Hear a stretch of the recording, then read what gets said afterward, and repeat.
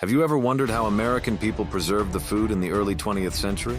Or why the old-style Victorian houses were equipped with narrow pipes? What was the coolest sleeping place during warm summer nights in old American homes? Today, we're taking a stroll down memory lane to explore 10 old American home features that have faded into history.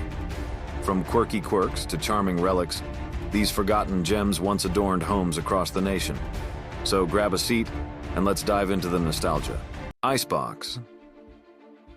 Before the development of contemporary refrigerators, people used iceboxes to keep perishables cold. Before the introduction of reliably powered refrigeration equipment, an icebox, also known as a cool closet, was a common kitchen appliance in the early 20th century. It was a small, non-mechanical refrigerator. The origins of the classic kitchen icebox can be traced to the ice harvesting era, which peaked between the middle of the 19th century and the 1930s, when residential electric refrigerators were invented. The majority of the ice used by municipalities was obtained in the winter from frozen lakes or locations covered in snow, stored in ice houses, and transported domestically. Thomas Moore, an American farmer and cabinet maker, created the icebox in 1802. Moore transported butter from his house to the Georgetown markets using the icebox. Iceboxes had an ice storage section at the top and were constructed of metal or wood, with insulation lining the interior. In order to replace the melted ice, the user usually has to get fresh ice from an iceman. In the early 20th century, ice delivery was a big industry. Ice delivery men would go around replenishing ice boxes in houses and businesses. Prices came down and food became more accessible as food preservation methods improved over time. The general standard and freshness of this food increased as more homes started using iceboxes. With iceboxes, consumers could store leftovers more securely and could visit the market less frequently. Dumbwaiter. Homes used dumbwaiters, which were miniature elevators to move dishes, food, and other belongings from one floor to another. Dumbwaiters are the names given to these practical lifts that were widely used in large homes with paid workers. A simple dumbwaiter is a movable frame in a shaft, dropped by a rope on a pulley, guided by rails.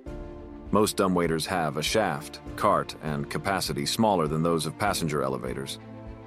Usually, they would carry food and dishes from a dining room to the service kitchen located in the house's basement or servant level. After dinner, people placed their discarded dishes on the dumbwaiter, which would then spin back into the kitchen. A similar type was also used in the White House by President Thomas Jefferson. For the first time, the term dumbwaiter appeared in 1957 in Harold Pinter's play, The Dumbwaiter. The play is set in a large house's service kitchen, where the players interact with enigmatic individuals in a separate room by placing food orders via a dumbwaiter. The phrase appears to have gained popularity in the U.S. in the 1840s, following the lead of previous dumbwaiters, or serving trays in Lazy Susan, that are currently in use. The original dumbwaiters in some historic residences are still there, demonstrating the inventiveness of early home architecture. Dumbwaiters have grown in value throughout time in a number of industries. Transportation used a pulley system at first, but in the 20s, roughly 40 years after the invention of electric elevators, electric motors were introduced. Dumbwaiters are still in use in many establishments in the 21st century, including restaurants, bars, and medical offices and labs. Coal chute. Many homes were heated with coal in the days before central heating, and the coal was delivered by a coal chute.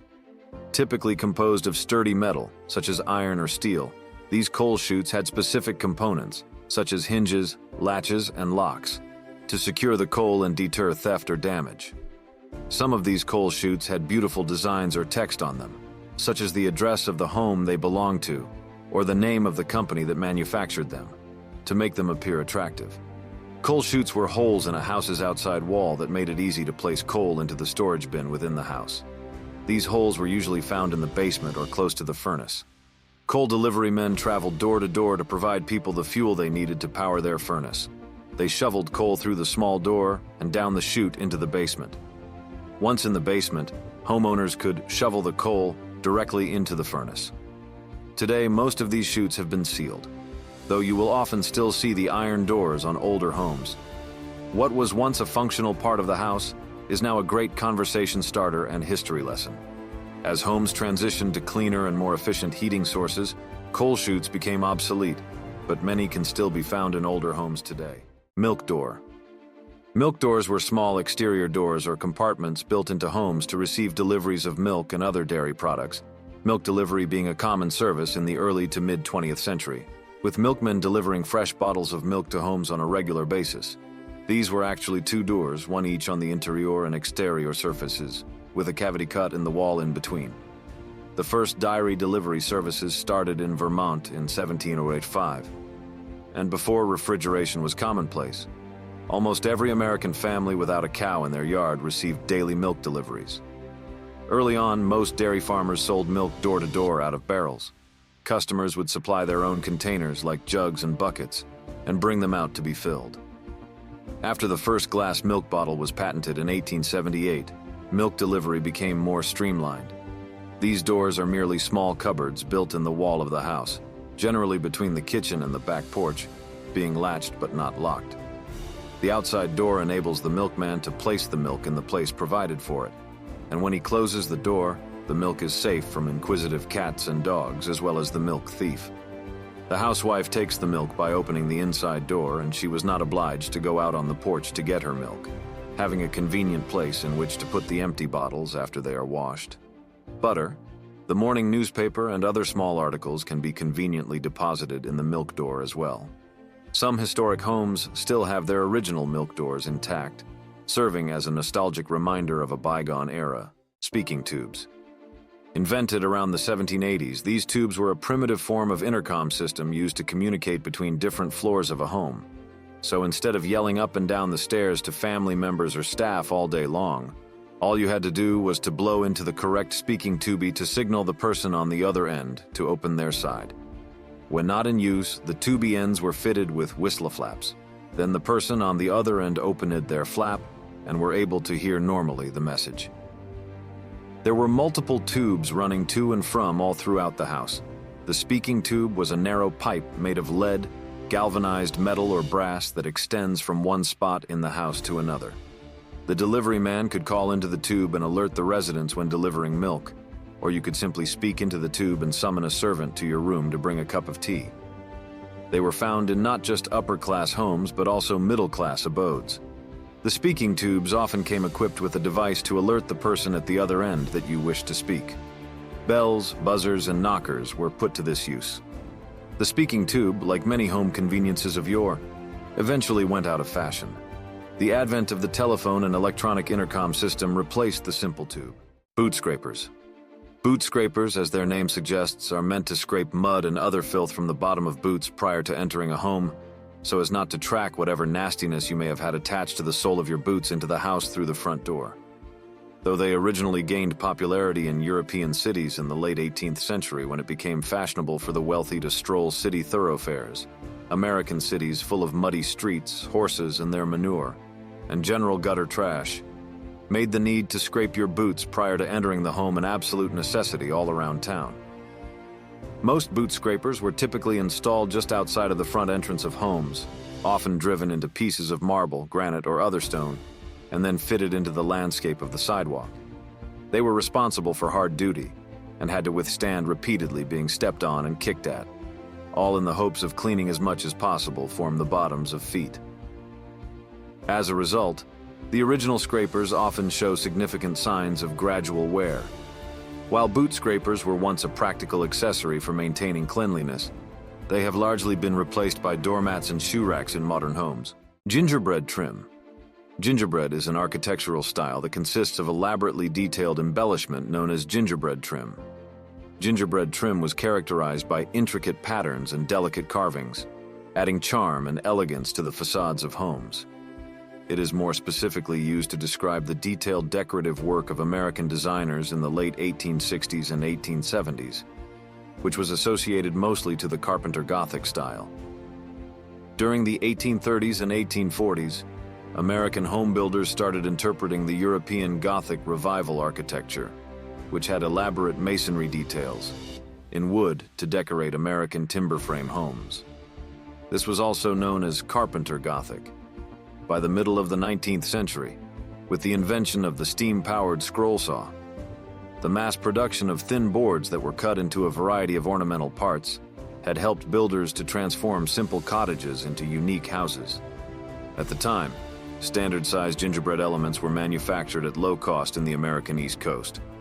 After 1925, new construction materials became available, including concrete, and a new regulation that mandated masonry, reinforced concrete, or iron structures for fire prevention.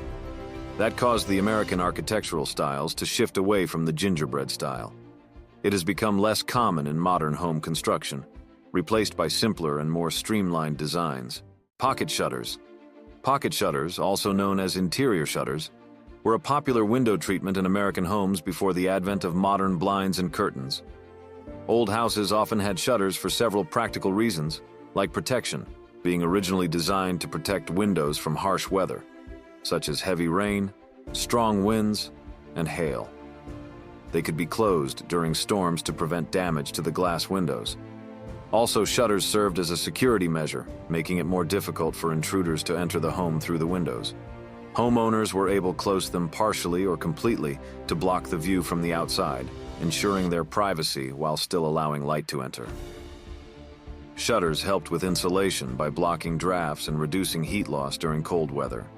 In the summer, they kept the interior cooler by shading the windows. Beyond their practical benefits, shutters were often used as architectural elements to enhance the appearance of the house. They could be designed in various styles and colors to complement the overall design of the home. Pocket shutters were often made of wood and featured adjustable louvers or slats, allowing homeowners to customize their window treatments to suit their needs. Sleeping porches. Sleeping porches were a popular feature of American homes during the late 19th and early 20th centuries, providing a cool and comfortable space for sleeping during warm summer nights, typically located on the second floor of a home and were screened in to protect against insects and pests. The sleeping porch was an enclosed deck or balcony with screened windows, typically accessible via one of the second or third-story bedrooms and located on a corner of the house to catch as much cross breeze possible. Even better, they might stretch the whole length of the back of the house to have three sides exposed to cooler nighttime breezes.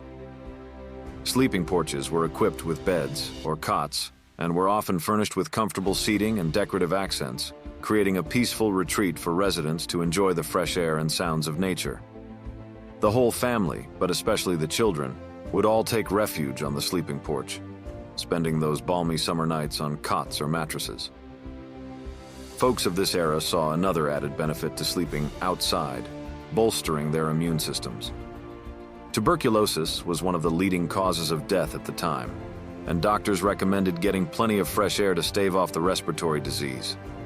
In the decades since, most of these homes became modernized with central AC, and many homeowners have fully enclosed sleeping porches to turn them into year-round sunrooms or to enlarge an existing bedroom or bathroom. Even if we are blessed enough to live in the era of air conditioning, we still like the old-fashioned idea of cozying up on a screened-in porch with the sound of cicadas lulling us to sleep, even if it's just for an afternoon nap. Fuse boxes. A fuse box is a metal box containing screw-in fuses and cartridge fuses. Smaller than the electrical service panels found in most homes today, fuse boxes contain between 6 and 12 fuses. Fuse boxes were electrical enclosures containing fuses or circuit breakers, used to control and distribute electricity throughout a home's electrical system. Most older fuse boxes are rated at 60 amperes total capacity. By comparison, residential electrical systems today have a 200 amperes total capacity. By design, fuses are the weakest link in the home's electrical system. All other wires and components in the electrical system are more robust than the fusing elements within fuses. When too much current or the temperature threatens the rest of the system, the fuse's fusing element is the first to blow. While fuse boxes were once a common feature of American homes, they have been largely replaced by modern circuit breaker panels, which offer greater safety and convenience. As a 60 amperes service, fuse boxes cannot handle the increased energy demands of most contemporary homes. And there you have it, 10 old American home features that have faded into history. Which of these nostalgic relics do you wish were still around today? Let us know in the comments below, and don't forget to subscribe for more trips down memory lane. Until next time, keep on exploring the past.